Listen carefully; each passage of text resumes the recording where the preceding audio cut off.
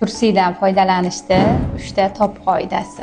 Aniq bilaman, siz buni har doim qaysi bittasini bilmaysiz. Birinchi qoidasi: streaming kursilardan kamroq foydalaning. Ulardan foydalanish biz uchun qulaylik tug'dirgani bilan, lekin nojo'ya ta'sirlari ko'proq.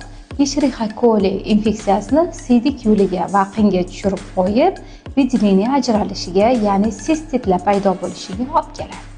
Ikkinchisi, tursiy tanlashda uni tormasligiga e'tiborli bo'ling.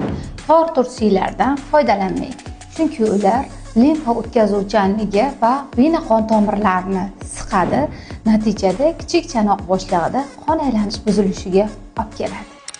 Kechqurun uxlashdan oldin tursigingizni yechib uxlang, chunki ichki a'zolarimiz nafas oladi, ya'ni namlik ta'minlanadi. 4 oyda bir marta garderobingizni yangilab qo'yishingiz kerak bo'ladi va hamma turib qolgan 4 oydan oshiq bo'lgan tursilarni tashlab yuboramiz.